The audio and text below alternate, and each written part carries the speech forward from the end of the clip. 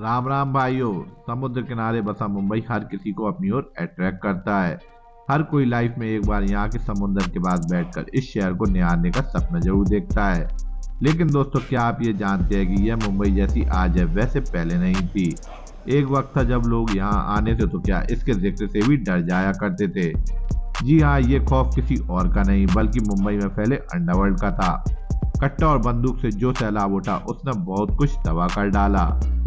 मुंबई का हुलिया बदल डाला था। आज का मुंबई जो खुश और आबाद दिखता है, उस माया नगरी ने क्या क्या देखा और क्या क्या झेला है ये वही जानती है।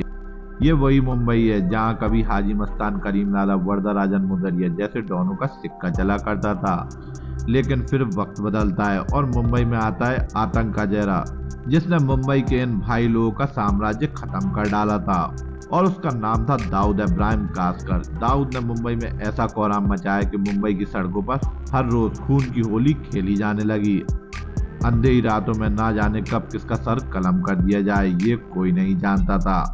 और इन्हीं गैंग वॉर की कहानियां सुनकर मुंबई की झोपड़पट्टियों से दो लड़के निकल जाते हैं। ये दोनों अल्लड़ थे, जवान थे, उनकी आंखों में गजब का जुनून था, फौलादी इरादे थे। ये निकल पड़े मुंबई पर राज करने।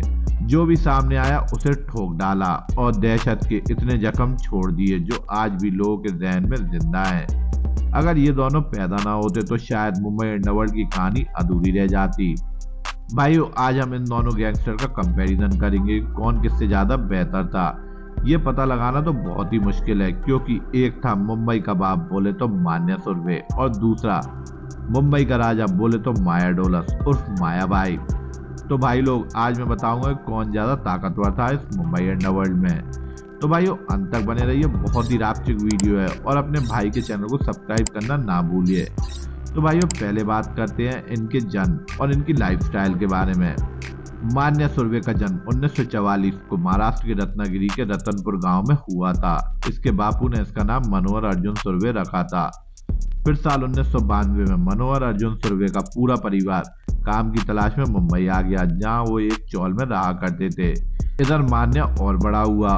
उसने मुंबई के कीर्ति कॉलेज में बीए करने के लिए वहां दाखिला ले लिया, जहां मान्या सुर्वे ने 78% मार्क्स के साथ बीए में टॉप किया। और इसी के साथ मान्या सुर्वे को कॉलेज में विद्या जोशी नाम की लड़की से प्यार हो जाता है। दोनों शादी करने वाले थे, लेकिन उसकी तकदीर में कुछ और ही लिखा था। तो भाइयों, आइए बात करते हैं माया डोलस के बारे में। माया डोलस जो बापू विठोबा और मां रत्ना प्रभा की 6 संतानों में से एक था। वह आईटीआई पास आउट था। इस लड़के ने बचपन से ही आवारागर्दी और गुंडागर्दी में पीएचडी कर रखा था। पढ़ाई लिखाई में उसका मन नहीं लगता था। बात बात पर गालियां देना और कोई उंगली करे तो उसे ठोक डालना, यह उसका रोज का काम था। भाइयों, अब बात करते हैं इनके पहले कांड के बारे में। मान्या सुर्वे के पहले कांड की बात करें तो मान्या सुर्वे लौंडा अच्छा था, लेकिन उसका सौतेला भाई भार्गव दादा बोले तो भार्गव सुर्वे आगरा बाजार में गुंडा था। इस इलाके में उसकी तूती बोला करती थी। पर मान्या और भार्गव के बीच भाईचारा भी गजब का था। उधर भार्गव दादा का लफड़ा गुंडे डांडेडकर से हो जाता है। बात मरने मारने पर उतर आई तो एक दिन भार्गव दादा और मान्या सुर्वे ने मिलकर डांडेडकर को ठोक डाला। इधर इंस्पेक्टर दावोलकर ने इन दोनों को गिरफ्तार कर लिया और कोर्ट ने इन्हें उम्र कैद की सजा सुना दी। इसके बाद इन्हें पुणे की यरवड़ा जेल भेज दिया जाता है। अब माया भाई यानी माया डोलस के पहले कांड की बात करें तो ये लौंडा एक बड़े गैंग को ज्वाइन करना चाहता था और 1980 में वो अशोक जोशी की गैंग में ज्वाइन हो जाता है।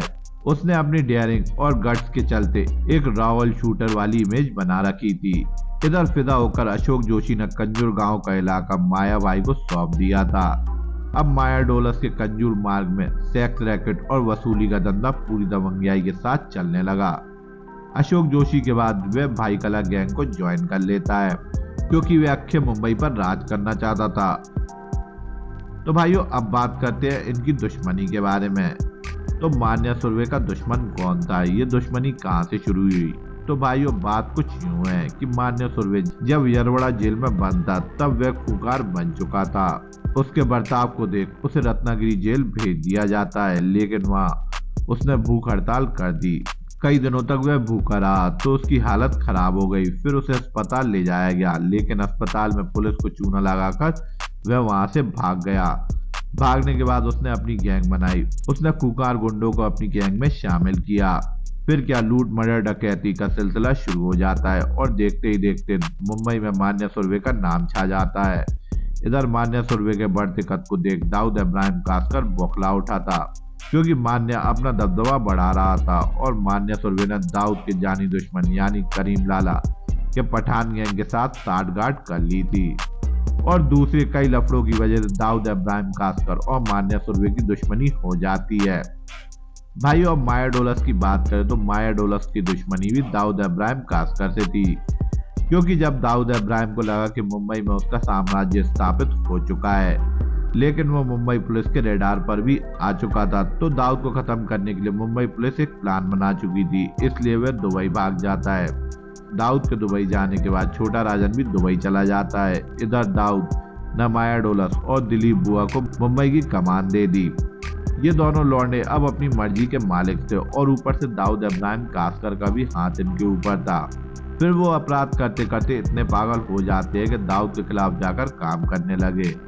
जिन बिल्डर से दाऊद को रंगदारी मिला करती थी, माया उन्हीं बिल्डर से वसूली करने लगता है। ये बात दाऊद को रास नहीं आती है और फिर इन दोनों के बीच दुश्मनी शुरू हो जाती है। तो भाइयों अब जानते हैं इन दोनों पे कितने केस दर्ज थे। भाइयों मान्या सुरभि के खिलाफ मुंबई पुणे में लूट मर्डर रंगदारी प्रोटेक्शन मनी के करीब 30 से ज्यादा मामले दर्ज थे। वहीं माया डोलस की बात करें तो उसने तो हद ही पार कर दी थी। कांड करता था दिलीप बुआ, लेकिन नाम चलता था माया डोलस का। यही वजह थी कि उसके खिलाफ 4 दर्जन से ज्यादा मामले दर्ज हो चुके थे। तो भाइयों कहते हैं कि अपराधियों की लकीर ऊपर वाला लंबी नहीं खींचता और यही वजह थी कि इन दोनों का शूट आउट हो जाता है। तो भाइयों आइए जानते हैं कैसे हुआ इन दोनों का अंत। 11 जनवरी 1982 मान्या सुरभि वडाला स्थित अंबेडकर कॉलेज के पास एक ब्यूटी पार्लर में अपनी गर्लफ्रेंड विद्या जोशी से मिलने आया था, पर दाऊद ने मान्या के वडाला में आने की टिप मुंबई पुलिस को दे दी और दोपहर के करीब 1:30 बजे साग बागवान की टीम ने मान्या सुरभि को उसके इतिहास के साथ खलास कर डाला। लेकिन भाइयों मान्या की कहानी आज भी मशहूर है, वजह थी उसकी डेयरिंग। तो भाइयों बात करें माया डोलस की तो 16 नवंबर 1951 का दिन था। मुंबई पुलिस के एसीपी आफ्ताब अहमद खान को टिप मिली कि माया डोलस दिलीप बुआ समेत उसकी गैंग अंधेरी लोखंडवाला कॉम्प्लेक्स के स्वाति बिल्डिंग के फ्लैट नंबर 203 में रुके हैं। इस बार भी मुखबरी करने वाला दाऊद इब्राहिम खासकर ही था और फिर उस दिन इतनी गोलियां बरसा दी गईं कि एनकाउंटर के मायने ही बदल गए थे। इसी के साथ ही माया डोलस का भी खात्मा हो जाता है।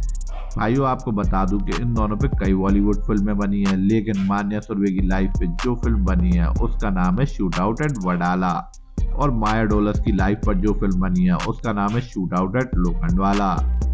भाइयों माया डोलस और मान्या सुरभि के किरदार में कुछ बात तो रही होगी कि उनकी बातें आज भी हिंदुस्तान में होती है, क्योंकि अपराध की गलियारों में ये सबके बाप थे। भाइयों कमेंट्स में जरूर बताइए कि आपको क्या लगता है कि कौन सबसे ज्यादा ताकतवर था। इसी के साथ मैं अपनी ये वीडियो यहीं समाप्त करता हूँ। जब तक के लिए धन्यवाद। जय मां भारती।